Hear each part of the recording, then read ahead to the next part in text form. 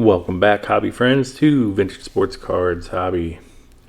Today we're going to talk about thinking outside the box with your hobby.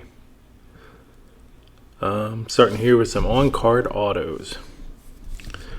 Back when I was younger, 80s, 90s, it was really considered taboo to have a big card signed, autographed, even in person. It was just something you didn't do. You were thought crazy to do it. I met many great Hall of Famers: Hank Aaron, Whitey Ford, Steve Carlton, just a bunch of them, to be honest with you. These are the only two on-card autos I ever got. Everybody else had signed balls, and I still like them. I got them on display here in the bar. And times change. Back then, you did, like if you were looking to resell and everything, having your Hank Aaron rookie was decreasing the value of it, even though he signed it personally. That's just how the hobby was back then. It's how people look at it. So just because that's what the trend says to do today doesn't always mean it's going to stay that way. Maybe one day it'll go back to that. I don't know. You don't know. Nobody knows how that's going to be viewed in the future. So I just like thinking outside the box with my hobby.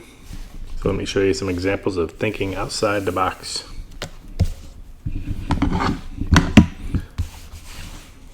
Right here is one.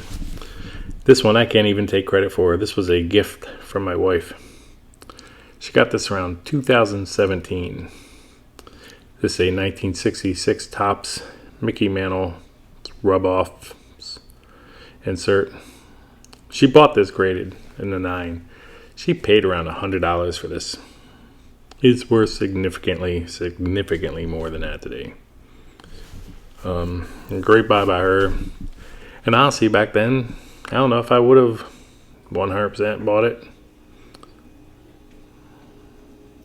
I mean, I possibly would, because I was buying anything Mantle. But it's not a card anyone looked at.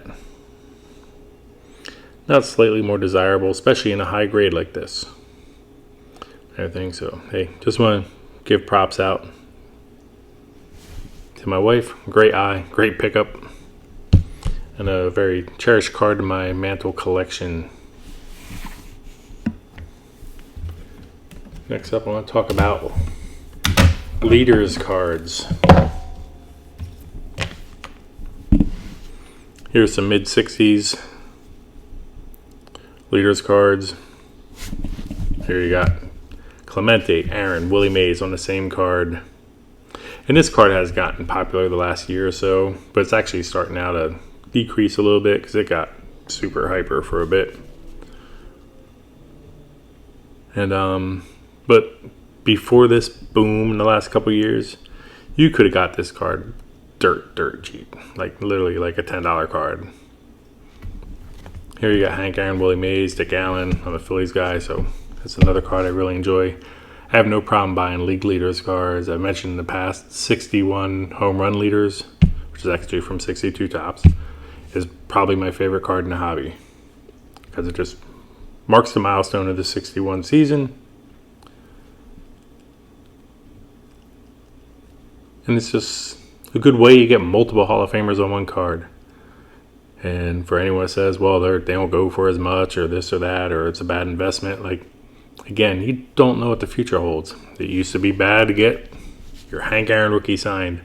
Look at the price of them now. This is not a bad thing anymore. Times change. Trends change. Trends are just that. Trends are just changing. They go in waves. No one knows the future on them. So, again, just there's different ways to look at the hobby. Look out.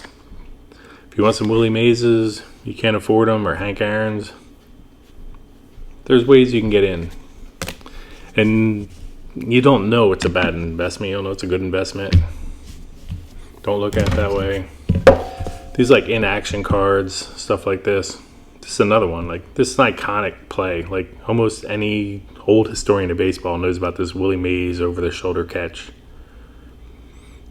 It's a really underpriced 1959 Topps Willie Mays card. It's just a fun card to have. And it's Willie Mays. And again, no one knows what the future holds on this stuff. And if you look at the pop reports and stuff, there's a whole lot less of this stuff graded.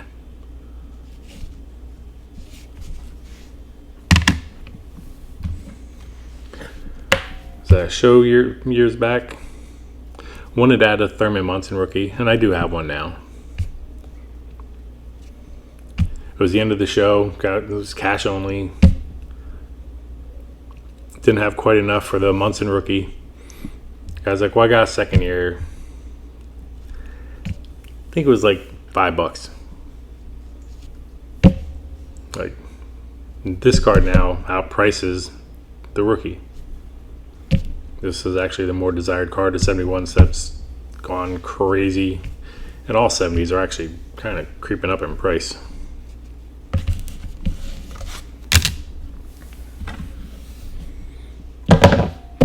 '86 Fleer. I did always want a Jordan rookie in the 90s.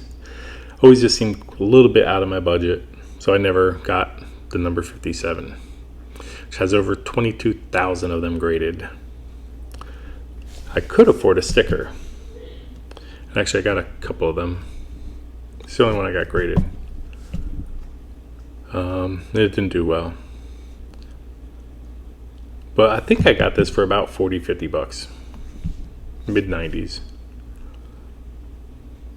So I've done good on that. But again, nobody knows what the future holds. Like, there's like 12,000 of these, 22,000 of the number 57, the regular edition card. Same goes for the Olajuwons and the Ewings and the Barkleys. The stickers are much rarer. People actually use these as stickers. Like, I remember seeing these on some of our gym lockers. Like when I was playing basketball, like guys would literally put these on their lockers. So a lot of these didn't make it. There's just not as many of them. It's from the same set. So who knows what the future holds? Does this have a better outlook? I don't know for sure. No one does. But that's my Jordan rookie. Maybe one day I'll get a 57, I'm not sure. Like Shaq. It's from Classic. Never been a whole big debate about whether Classics autos were legit or anything that I've heard. This is only numbered to 200. This is super cheap. Shaq autographed rookie.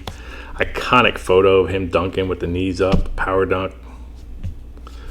Like, just a crazy, crazy cheap card, like $50, I think. Music cards have gotten more popular, but I bought this ages ago before that kind of started, and they've actually come back now. So I look every once in a while, shopping to add some more, because I have more than this one. Big Nirvana fan. But yeah, you used to be able to get these for literally a couple bucks. And now they go for probably about $40 raw or something. It's $50-$60, maybe even less. I don't know. Maybe they've come back more than that now. But still, like, you used to be able to get them for a couple bucks any day of the week. I did see the Star Wars hype a couple years ago.